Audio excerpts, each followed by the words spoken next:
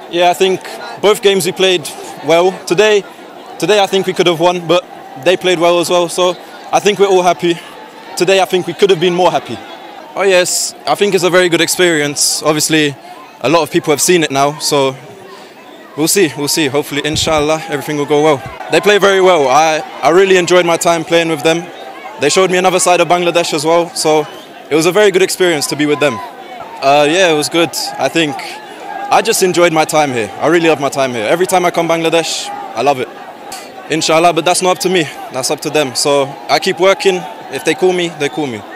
Yeah, they were good. They, like Brazil, they played like the South America way. Feisty, but good with the ball. It was a tough game. Well, obviously, the Argentina team is very different. They have a very good team. But still, you can tell it's South American football, so it's good. Definitely Argentina অবশ্যই ভালো দল। আমরা জানি যে বর্তমান তারা বিশ্ব champion. So world cup champion দল, তাদের ফুটবল ঐতিহ্য আছে একদম সেই ওয়ার্ল্ড কাপের প্রথম থেকেই। আমরা জানি এই দেশের যে কোনো স্তরের দল ভালো মানের ফুটবল খেলে। সো আমরা এক্সপেক্ট করেছিলাম তারা ভালো ফুটবলই খেলবে। তারা আমাদের সাথে যথেষ্ট কম্পিটিশন করেছে। যদিও ম্যাচটা আমি বলেছিলাম আগে যে আমরা পজিটিভ রেজাল্ট চাই। পজিটিভ রেজাল্ট দ্যাট মিনস আমাদের খেলার সঙ্গে যেন রেজাল্টের একটা তারতম্য থাকে। সো আমরা যদি বলি আমরা অ্যাকচুয়ালি অখুশি না, নট আনহ্যাপি। আমরা হ্যাপি, বাট জিততে পারলে আরও ভালো লাগতো।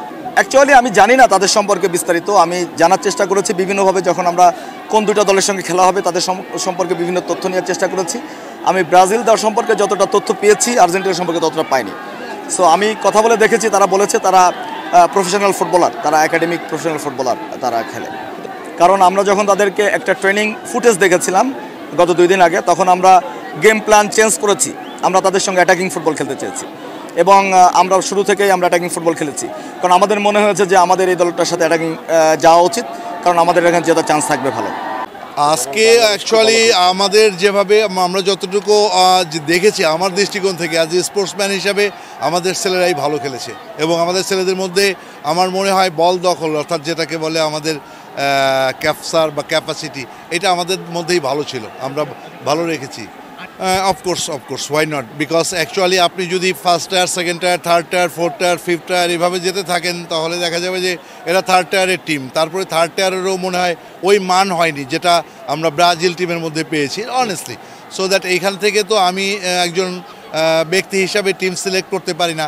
সো আমি একটা টিমকে যখন থার্ড টায়ার থেকে নিয়ে আসছি, তো আমার মনে হয়েছিল থার্ড টায়ারের টিম বাংলাদেশ অনূর্ধ্ব-20-এর জন্য ইটস এনাফ। এটা আসলে রাত পর্যন্ত, অর্থাৎ আগামীকাল সকাল পর্যন্ত আমরা অপেক্ষা করব। বিষয়টা actually financial, to be honest. এখানে কোনো লুকোচুরির কিছু নেই, আপনাদের কাছে পৃষ্ঠপোষকতা নেই। আমরা পৃষ্ঠপোষকতা জন্য অপেক্ষা করছি। যদি পৃষ্ঠপোষকতা হয়ে যায় তাহলে আমরা এটাকে 100%ই কনফার্মই থেকে যাবে। আনটিল আমরা কোনো রাত যদি না হয় আমরা অফকোর্স ঘোষণা করে দিব। হ্যাঁ, আমার সাথে দুপুরেও কমিউনিকেটেড হয়েছে, বিকেলেও হয়েছে, ইভেন কিছুক্ষণ আগে আমি যে এজেন্টের সাথে আলোচনা করি, আমার এজেন্টের সাথে না, সরাসরি কাপুর সাথেও আমি চ্যাটিং করেছি। আমরা একসাথে, হয়তো আজকে নয়, বাট আজকে যেটা আমার এজেন্টের সাথে বলছি, এজেন্টকে খুব প্যারা দিচ্ছে যে আমরা ফাইন্যান্সটা সব কিছু মিলে ব্যাপারগুলো যেভাবে যায়। ব্রাজিল আর্জেন্টিনার ম্যাচ যেহেতু সামনে, যেটাই হোক আশা করি ব্রাজিল একটা দল, আর্জেন্টিনা একটা দল বাংলাদেশের মাটিতে খেলবে। সো বাংলাদেশের ব্রাজিল আর্জেন্টিনার ফ্যান্সদেরকে বলবো মাঠে এসে তাদের খেলা উপভোগ করার জন্য। টিকিটের দাম যাই হোক, 2 টাকা হোক আর 5 টাকা হোক।